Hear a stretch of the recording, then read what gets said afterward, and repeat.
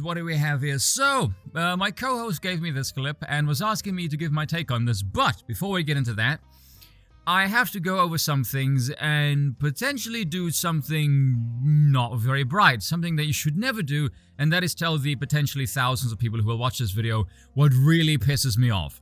And I imagine some might go, holy hell, this is going to be a long video. Spoon, isn't it quicker to tell us what doesn't piss you off? Might be, actually, but anyway, believe it or not, it's not stupid people. I mean, stupid people are up there, don't get me wrong, but there's definitely worse. The thing is with stupid people, I don't expect anything from them, except to one of their own stupidity, I suppose, but they're not going to wow me anytime soon. Well, at least not for positive reasons, anyway. The people that really irk my bollocks, and irk in a more frustrating way rather than an annoying way, are what I call the almost theirs. You know the kind of people I mean, very often lefties. They can diagnose problems pretty well, but when you get to the solution, they just 180 like a bullet. And I always ask, how did you get this close and then fall off a cliff? It's amazing. They're the ones that always advocate the state to do what they want without ever acknowledging what they want is a frickin' pipe dream. It's the kind of thing that will drive you insane. Jimmy Dore is a perfect example of this. Diagnosing game, pretty good. Solutions, dumb as a stump. Utterly devoid of any realities of power. How does it relate to this clip? Who the hell knows? Let's find out. And so we have Piers Morgan versus Hasan Piker, Dumb and Dumber. Or Dumber and Dumbest, really. Hasan only got to where he is now because he has a bovine of an uncle getting him a job at TYT. I mean, if you look at our media ecosphere, Hasan's mere presence in it is a pretty damning indictment of just how pathetically low the standards have become, because he's probably the most imbecilic personality around. And I don't mean that in a derogatory way, I mean that in an objective way. He is legitimately a stupid person. You look at him talk and ask yourself, why are you here? No more, no less. But anyway, let's hear Dumber and Dumbest talk and ask why we hate ourselves enough to subject ourselves to this level of idiocy. I am not going to conclusively say that this was not I don't Israel's expect you to. fault. I Why? don't expect you to. Because I just gave you, and not because I'm a propagandist. As far as me being a propagandist goes, everyone is a propagandist. I'm just honest about it. You're a propagandist. See, now, this bit is what Aiden was asking me to talk about, because I also openly call myself a propagandist, yet I can get away with it, and why is that? Well, there's quite a few differences between myself and this gimp over here. For one, his audience is a lot larger than mine. Though if you took the smartest person who watches Hasan for his politics, and I mean legitimately not just to take the piss out of him, and you compare him to the smartest person who watches me, I guarantee you my view would dwarf his with ease. Which isn't saying much, mind you. I mean, he streams on Twitch. The average age of his audience is roughly on par with his IQ, so under 18 or so. Whereas my audience can legally drink and drive. Not simultaneously, of course. Which also explains the use of the word propaganda. The word propaganda tends to have very negative connotations, mainly because it's still associated with the regimes of the former half of the last century, which tends to leave a sour taste in one's mouth. And given that, using it on this platform, which might actually feature adults, something that Hasan isn't used to hearing from, does explain his low IQ. Not a very smart move. Also, when I've called myself a propagandist, I've made it a point to explain what I mean by propaganda, which is any cluster of information that can be used to steer your thinking in any given direction. And by that logic, everything can be propaganda, from what you read to what you watch, what you interact with, your experiences. All of these things can be used to steer your thinking in any given direction. And lastly, Hasan is an idiot who peddles the wondrous disaster that is socialism, which also makes him a liar. He is a snake oil salesman who aims to push people towards socialism a la off a cliff. I, on the other hand, do the exact opposite.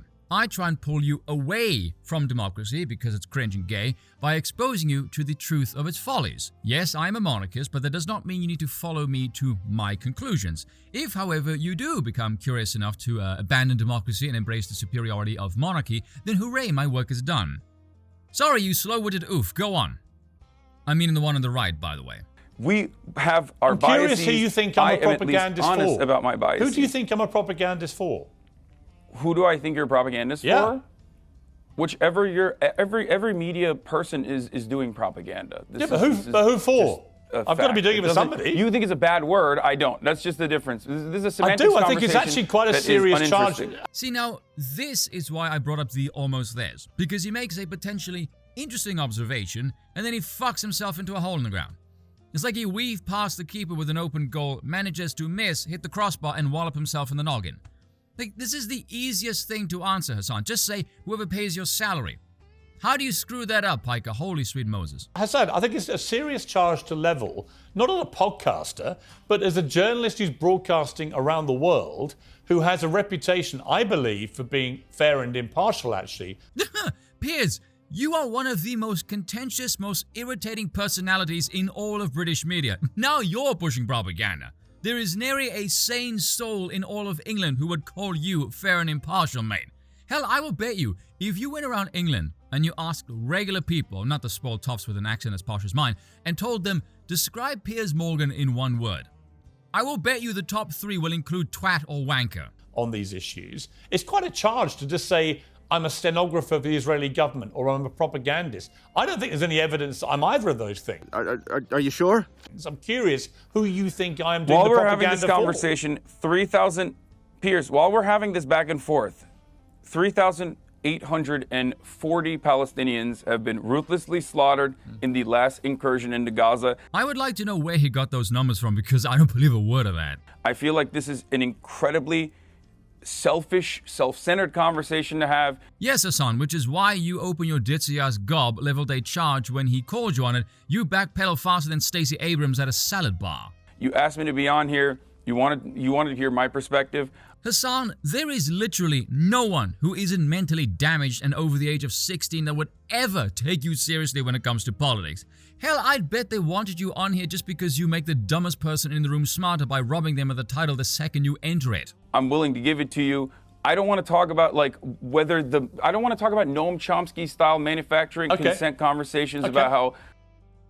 Anyone here think he's ever actually read Noam Chomsky? I mean, if he has, he definitely doesn't understand it. Secondly, Hasan, you brought up the topic and shot yourself in the foot over it.